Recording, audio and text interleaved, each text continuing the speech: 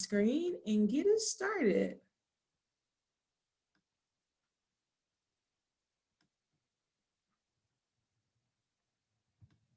Okay, so can everyone see my screen? If you can, give me a little thumbs up. If you can see my screen, yes. Come on, Amara, she's using the reactions. Crystal, yes, Tabitha, yes. So throughout the presentation, please feel free to use reactions at the very bottom of your Zoom. If you hover over the bottom, you'll see a little button that says reactions. Give me a thumbs up, give me a clap of the hands, or I think there's one where you can like show like a celebration. Please feel free to interact along the way as well. If there's any sort of questions that may arise as I'm sharing information, please feel free to drop those questions, in the group chat. I'm going to be answering those questions a little bit later at the in the presentation, but I want to make sure that we answer all the questions that you all have. So we're going to get started. Again, you are here today for a Central Carolina Community Foundation scholarship program walkthrough and overview. The Community Foundation is located physically in Richland County, but we get to the opportunity to serve the 11 counties of the Midlands, which is super exciting. So majority of our scholarships are for those 11 counties, but some of our scholarships, the only requirement is that you stay in South Carolina, and then we also have some statewide scholarships. So when we look at today's agenda, what we're going to be covering is these 5 things. 1 is why should you apply? 2, who can apply? 3, navigating our scholarship website. I want to give you some helpful tips on that. I'm going to also give you an overview of our online application, as well as tips on how to make your application stand out to our reviewers.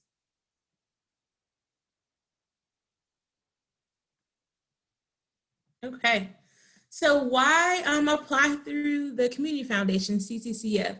Well, for those of you who may not know, the foundation has awarded $3.9 million in scholarships since 1998.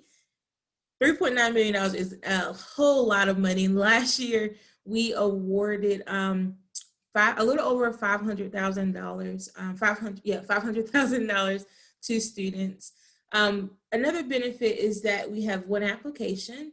So we get the opportunity to help students not have to apply through multiple scholarship systems. We have one application where students can apply to for over 175 scholarship opportunities. Another thing that I love about, and I always share with students about why they should apply is over half of our scholarships awards are renewable. Now, if you are a current college student, or even if you're not, coming by renewable scholarships are very hard. I'm pretty sure Tabitha is like shaking her head yes, because she's a current college student. So just as a reminder to that.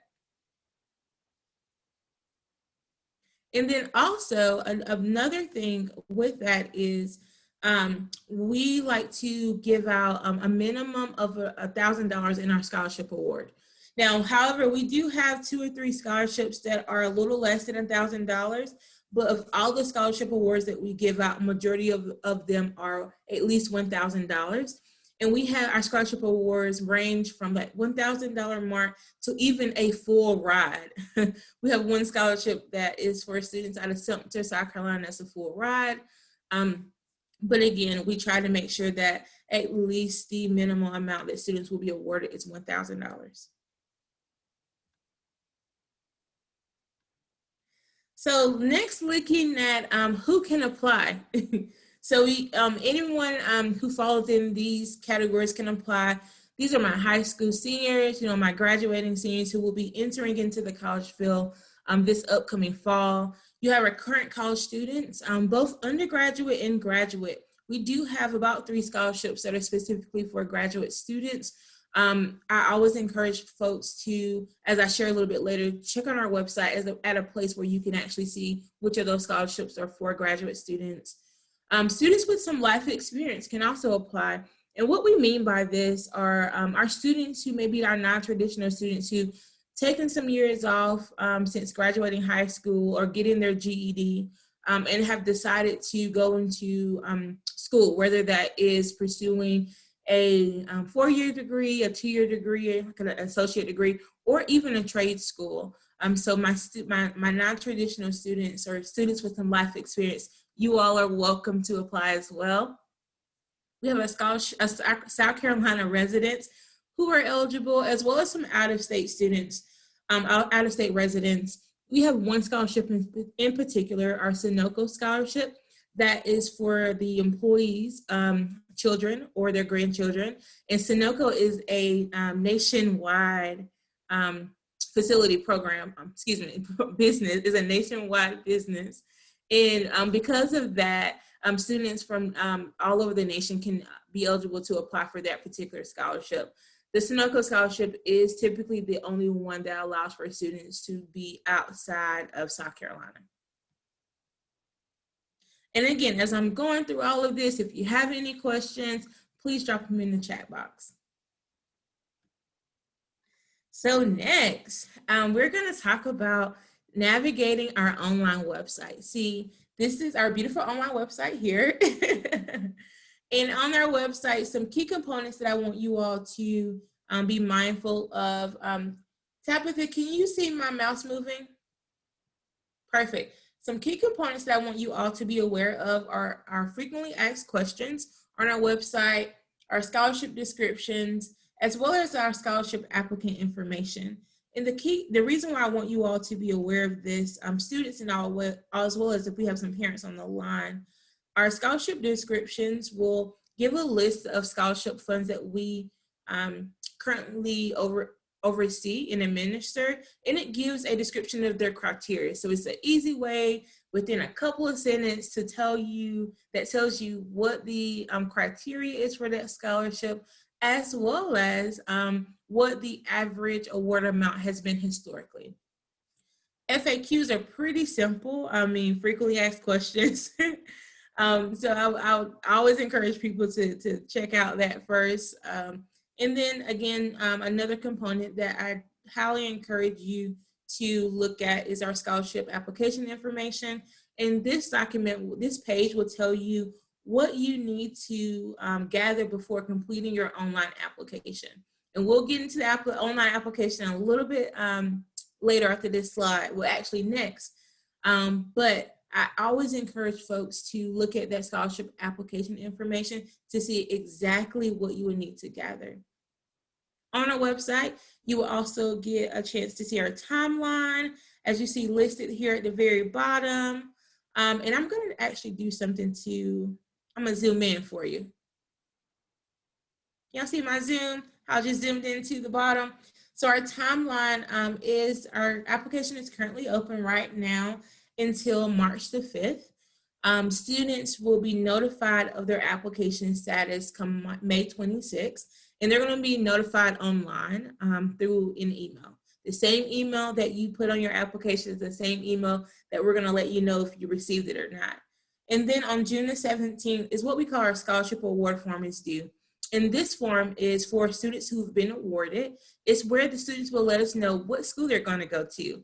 We know that oftentimes students, when they're completing the application, and really at this moment of their high school career, some students are still trying to figure out what college that is. So we know that on the online application, although a student may put, the University of South Carolina, they may end up going to Columbia College, my alma mater.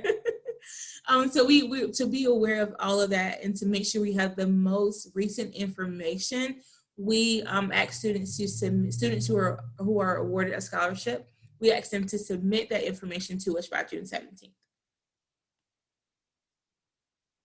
Okay, we're actually moving along pretty good. Next is our online application overview.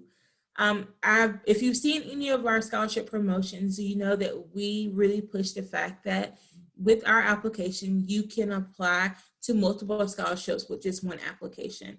And I'll walk through a little bit later how exactly that goes about, like what happens in the background in order for that to actually happen.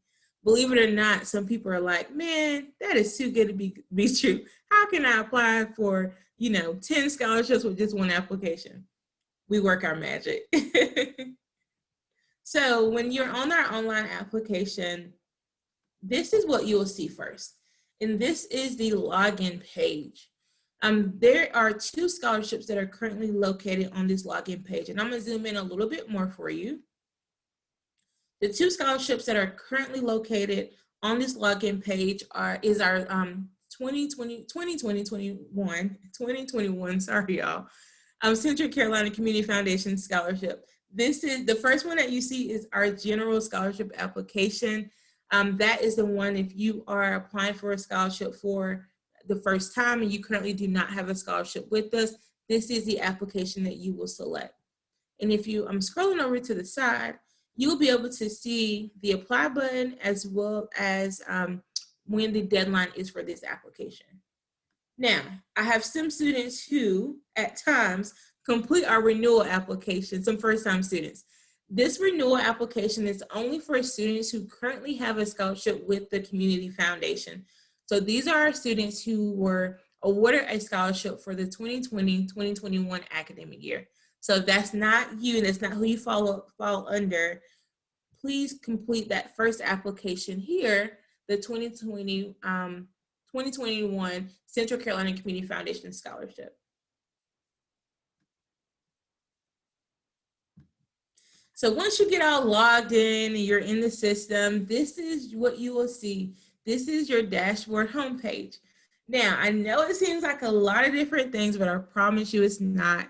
What we have decided to do is really break our application up into these different sections to make it easier for the student to know where they currently stand at.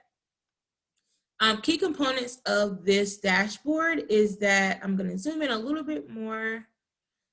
It will show you the deadline for each section, and majority of the deadlines for each section will be March the 5th at 11:59 p.m., which is the deadline for the application.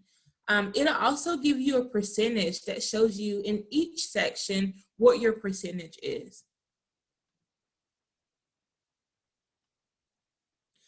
In my next couple of slides, I'm going to hit really hard some key components. I'm not going to go through every section of this.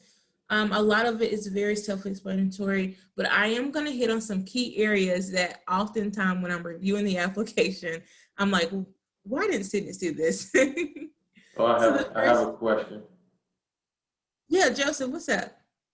So when I went in and attempted to, I'm glad you're having a session, attempted to fill out the application, you click on the icon and everything is supposed to open up?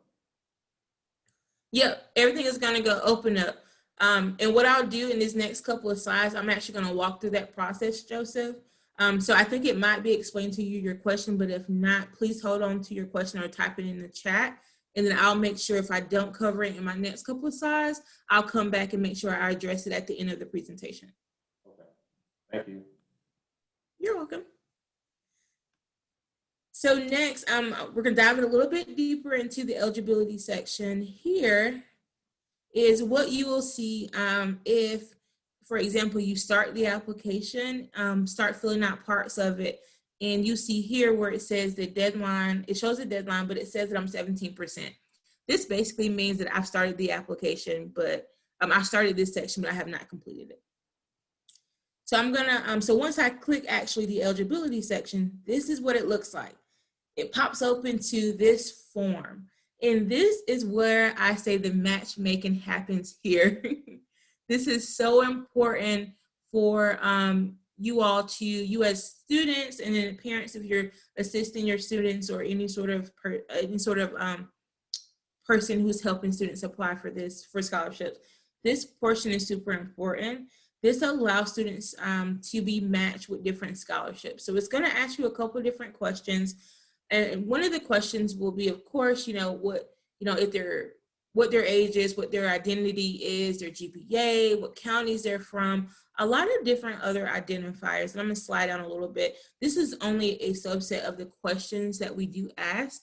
I think they're in total about 20 something questions that are very like yes, no drop down button, click which one applies to you. This is really important to us because what's happening here is we have built in the background the logic that basically says, hey, if a student says that they have a 2.8 and they're from Richland County, we're going to show them that they're eligible for these scholarships at the very bottom. And I'll show you what that available scholarships would actually look like, where it shows you which scholarships that you're eligible for. What I want to make sure I emphasize in this section is please ensure again that every information is correct. So for example, if you are a student here and your parent works for Sunoco or maybe another one of our scholarship donors who have a scholarship, this is actually where you will enter that information.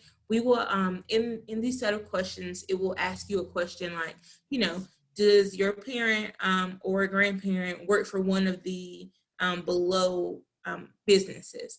And please make sure at this section you are answering everything correctly. So after you finish answering these 27 questions, this is going to pop up for you at the very bottom of this same screen. This is our available scholarship screen. I'm going to zoom in a little bit more just in case it is hard to see. So in this area, please make sure you pay attention to what's in red. We try to highlight anything that is super important for you guys to take note of. It says, do not change the above, the answers above. This may cause you to not be matched to correct scholarships. The reason why this is saying that is because this is a very, how can I explain it? The document, as you are entering the question, is actually filtering out in real time what you're eligible for. So say, for instance, you answer the questions above, and then at the very bottom, it shows you the scholarships that you're eligible for that you can see here. But say, for instance, after you answer these questions at the bottom, you go back up to the top and change your GPA, or you change, I don't know what county you live in. That will interfere with the logic that is currently producing these available scholarships.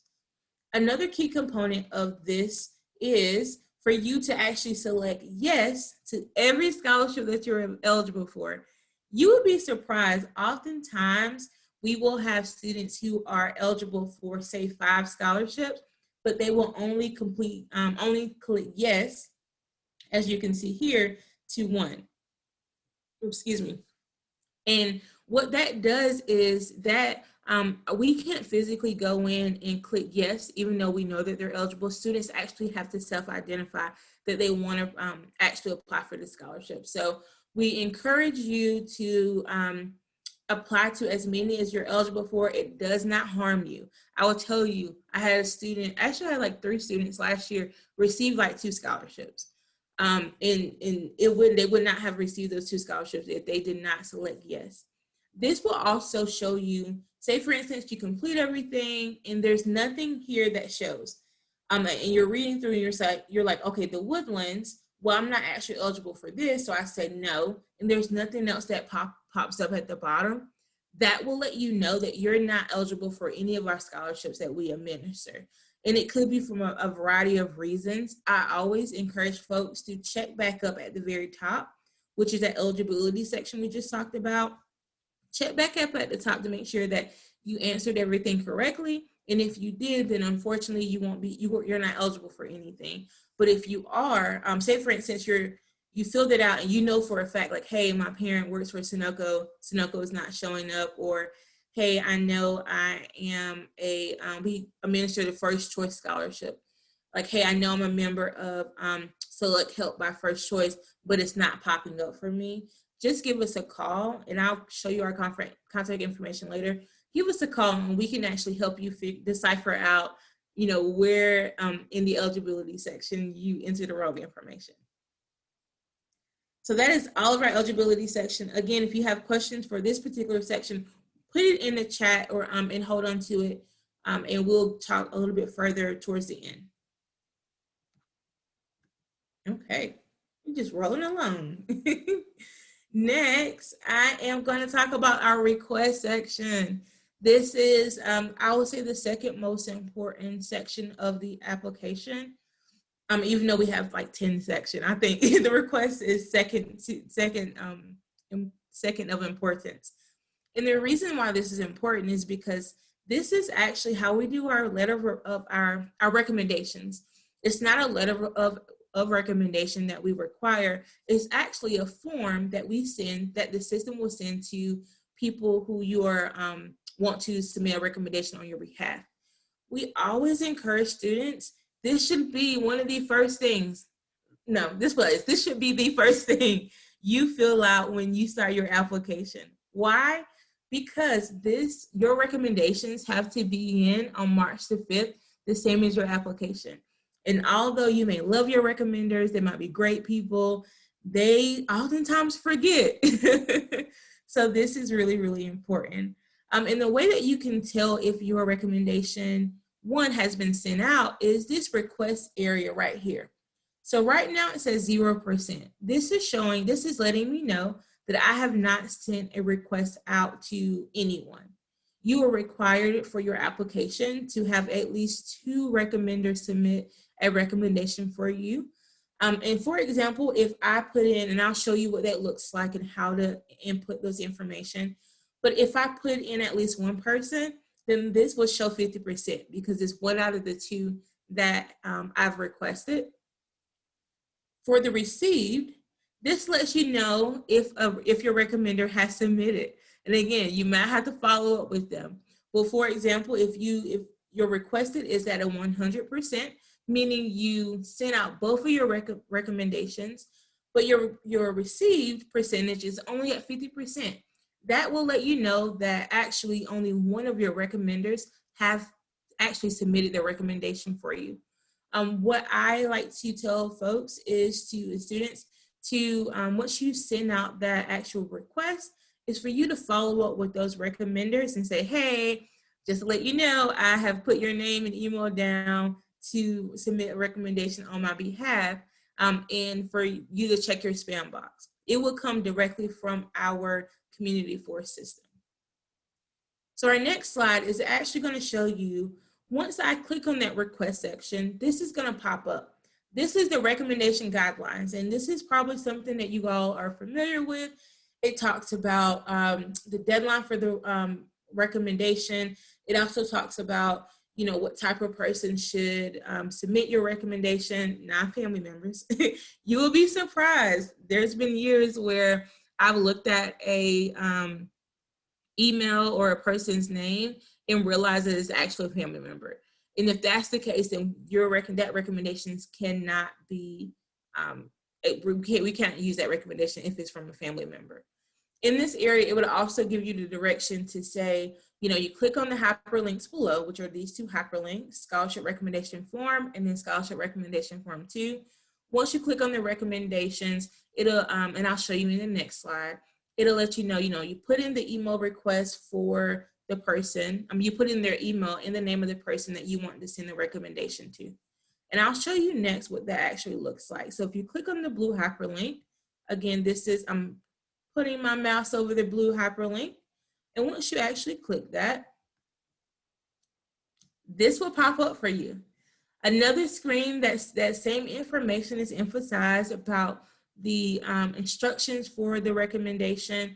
But at the very bottom, as you can see, and I am going to magnify it a little bit, you can see where it says Scholarship Recommendation Form. You must put in the first and last name of this person, and then also the email address. Now here's where the hiccup comes. Sometimes you may put in a person's email and it's totally wrong. You got a letter transpose, you missing a number. Please, please, please make sure that the email address is correct, because if the email address is incorrect, we are unable to, the system will not send that email out and to the person. And the system does not know that that email is incorrect. So it's not going to bounce back and say, hey, you actually have Johnny's email wrong. It will just go off into like internet neverland or whatever it goes to. So please make sure that the email is correct. Below it also, under the email, it also gives you the opportunity to optionally put a detailed, just a little short email to the person. And this is where you can actually say, hey, I don't know, Dr. Robertson, I'm applying for the Community Foundation's scholarship. I would love for you to submit a recommendation on my behalf. Now, I would say do not send a request to someone that you have not already previously talked to. That would just prolong them actually getting the recommendation form, realizing that it's actually from you. My suggestion and our suggestion is to contact 2 people, confirm that they will do it, let them know it's an online simple form where they will rate you in different areas so they don't have to write a letter. And once you've gotten confirmation, get their email address, confirm their email address, and then come to the system and then put it in here. That is the format in which I would suggest. And actually up here in the email, it shows that the recommendation form will come from admin@communityforce.com. So it won't come from something that says Central Carolina Community Foundation. The email is actually admin@communityforce.com. I'm gonna take a sip of water because I can feel my throat. I feel my voice going out. Okay, but again, that's pretty much the big tips on the 3 different sections for the eligibility and also the recommendations. I guess the two sections, eligibility and recommendations. Next, I am going to talk about some ways to make yourself stand out to reviewers. But again, if you have any questions on what I just covered, please write them in the group chat. Okay, so students are always asking, how do I make myself stand out if there's a lot of people applying for the scholarships? And these are just some helpful tips that I've noticed as I'm in the meeting with our reviewers and some of the things that they have said that made students stand out. I will tell you before I go through all of these, not all of our scholarships are merit-based. For example, you don't have to be the A student in your school in order to receive a scholarship. Actually, I would say majority of our scholarships are not merit-based, so not based on your GPA. So there's got to be a way for you to stand out, right? And some tips that I would encourage is looking at your personal statement and other essays that you may be required to answer. You want to make sure that in your essays, you tell your unique story. There's no one else like you. I always tell people that. There's no one else on this earth like you. People might be similar, but there's no one else like you. So tell your unique story. Use descriptive words. Make sure you're honest about what you're saying. Believe it or not, it was 2 years ago, we had someone that actually plagiarized their personal statement. And my boss always asked, how did you know they plagiarized? I said, well, I was looking through the application and I saw in their other essays, they wrote very differently. And then something wrote very differently than what their personal statement was. So something told me, my discernment said, Jamisha, Google this essay to see if it is, if you can find it out online. And they did. And unfortunately, the student was not eligible for the scholarship because they plagiarized. So want to make sure that you are honest. Share your challenges. Stay within the word count. And then also have minimal grammatical mistakes and typos. I know that it's sometimes very hard to do when you're typing something online, but I always encourage students to draft their essays outside of the actual application, like on a Word document or on Google Docs if you don't have Microsoft Word, and then copy and paste, but make sure it falls within that 600 word count limit. Also, what I would encourage students to know, you don't have to reinvent the wheel entirely, right? So if you already have a personal statement that you've used for colleges and other scholarships, you can use that. Just make sure that you are answering the question of the essay that's been asked. Most of the time, the essays will say, please describe your career goals. Please let us know a little bit about, why you should receive this scholarship. So that a lot of times you already have really the meat of your personal statement or other essays already drafted, and you just may need to tweak it a little bit. Next is the financial need area. And this is honestly another big component of the scholarship, especially when you're trying to decipher out who is in most need. So we do have a few need-based scholarships, not all, but for our need-based scholarships, and these are the students who through life circumstances or family financial circumstances are in the most need to receive, scholarship dollars. So you want to make sure that we do ask the question, what will this scholarship have on, what impact will this scholarship have on you and your family?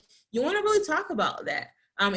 But you get very limited words. I think it's like 200 words that you get. You don't have to use all 200, but you want to be able to articulate, what sort of impact.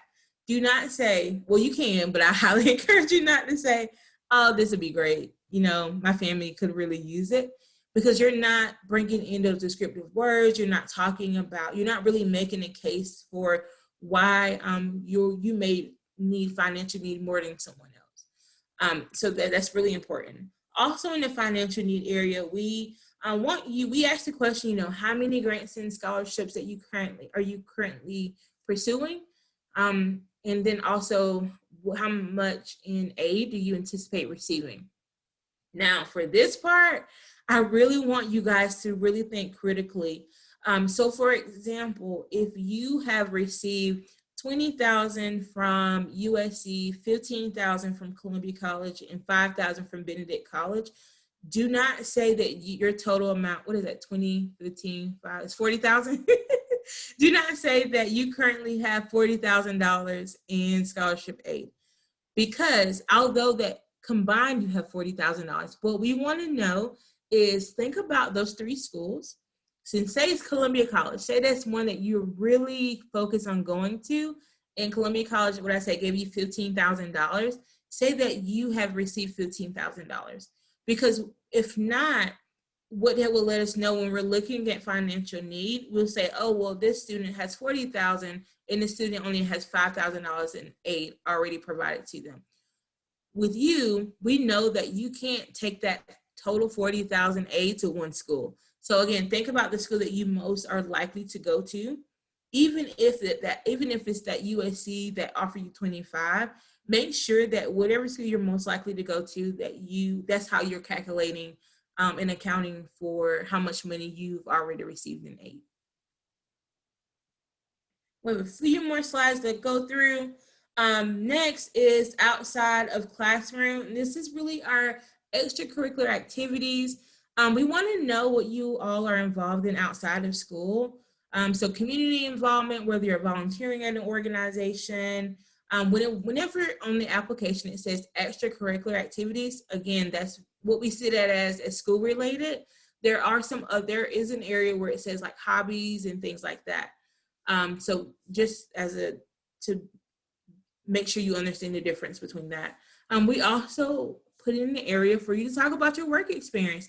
We know that sometimes, volunteering after school or playing a sport is a very privileged place to be at, right? So we understand that some students have to work in order to, provide for themselves, help out with their family. And we see that as still being involved in community and doing stuff outside of the classroom. So making sure that even if you may not have, for example, like I volunteer for 5 hours a month at United Way in the Midlands, right? Even if you aren't doing that, but you're working, 10 hours a week on the weekends at a fast food restaurant, at a, clothing store, whatever it may be, making sure that you're putting that information in work experience. That's super important. And then lastly, for our next two slides, I'm going to talk about really high level what our impact has been for 2020, 2021. So you can kind of see our breakdown. And I'm going to actually magnify different areas of it. One being this very top area where it says, we awarded 204 scholarships, and then over 500K was awarded to students. Something that we started doing is trying to know a little bit more about the background of our students. And we started asking the questions about, who's first generation? And out of the 204 students, 117 of them were first generation students, which is amazing. Like, I was so excited to see that we get the opportunity to support those students who are first generation, college students and their family. I know this is probably still super tiny, but just so you can see kind of where we line up, this is a map of South Carolina. This dark blue area in the middle part is what we call the Midlands. This is the foundation service area, right? We cover the 11 counties of the Midlands with our grant making and really with the majority of our work. However, as I mentioned earlier, our scholarships reach beyond just these 11 counties. So as you can see, in last year, we have 56 folks came from Richland County, Lexington County. There was 31 students who were awarded. Counties outside of South Carolina, there's 45 students. So you can kind of see a breakdown of kind of where our money is going. Another key component of this, and I guess in a much simpler format, is you can see that South Carolina students who were in South Carolina, it's about 172 of them who were in South Carolina that were awarded, and then out of state was 32. And if you want, as you can see this little QR code at the very bottom, you know, we're kind of trying to be happening with technology nowadays. I feel like everyone has a QR code. But if you hover over this QR code, and I'll give you a few seconds to do that, it would actually take you directly to our scholarship application. And that application can be found at yourfoundation.org/scholarships, or you can just hover over that QR code with your cell phone camera and then tap the screen and it'll take you right over. Okay. This is our flyer, another flyer that we have for our scholarships this year. Again, it just says, re-emphasizes letting people know that there's one online application. This is the link for you to apply to. Over 175 scholarship opportunities that are available. Again, as you saw last year, we awarded 204. And then I'm gonna magnify again for you all to get this QR code. Wait a couple of seconds. I need like elevator music in the background. Okay, well, I hope you guys were able to get that QR code. If not, again, if you go to yourfoundation.org/scholarships, you'll find that information. And now we are in the questions time frame. So let's see. Have we gotten any questions from the chat? Let's start from the chat first. Lee, can you read us any questions we've gotten from the chat? Yes, so there's one question that says, for the eligibility part, one of the question asks if we will attend a college or university located in South Carolina. What do we do if we don't know where we are going yet? I've been accepted to in-state and out-of-state schools, and this is from Colin Sauls. Colin, that is a great question. So I would say for this, put the school that you're leaning more towards, even if that changes, right? We want to know where you're leaning more towards. If you are leaning more towards staying in state, select yes. But if not, just put no.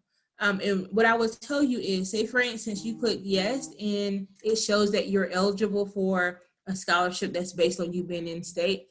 And at the very end, if it turns around that you are not, then we'll have that conversation with you, just saying, hey, technically right now you're not eligible because you're going out of state. So that may happen. But I always encourage students, just in the beginning stages, especially if you are thinking about going to a school in South Carolina and you're leaning more towards that, just put yes. Yeah, do we have another question, Lee? The next question is, if I'm a junior right now, when does the site open again next year? Is it typically January to March? First off, who's that question from? I had to give them Joseph. Yes, Joseph, I am so excited that you are already looking for scholarships as a junior. I tell you, that was not me. But our scholarship application will be open every year from January to March. So it will typically open January the 1st of every year and close on March the 5th. But love that question, Joseph. Any other questions? No, none right now in the chat box.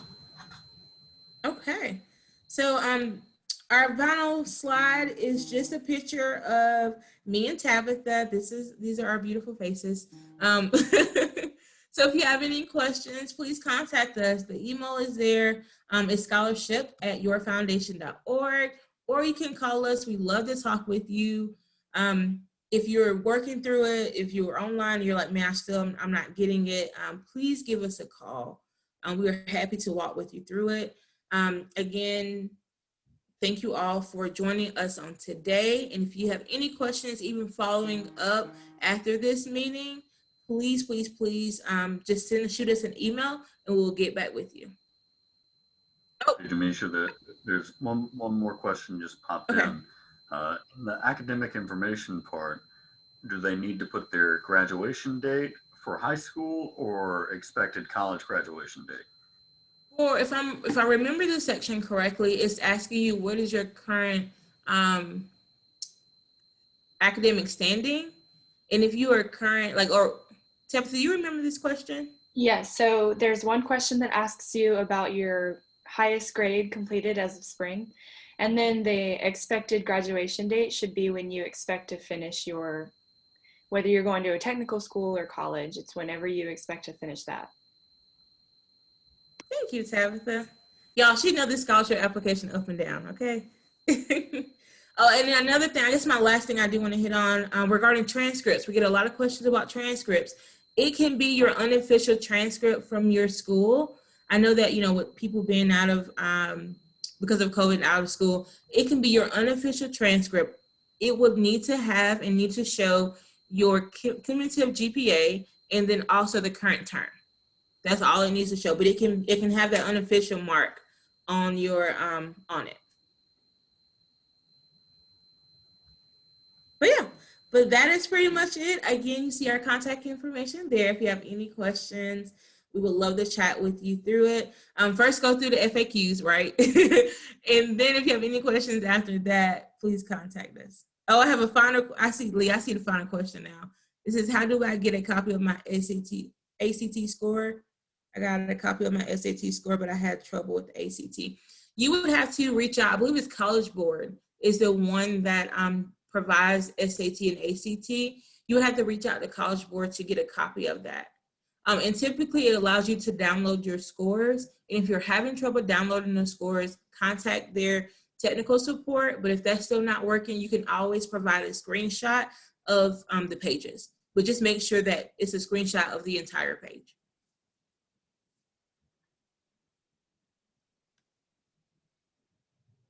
Yeah. Well, that is it. You all have an amazing rest of your Wednesday. This recording will be posted out there for later. Again, if you have any questions, just let us know. Bye, everyone.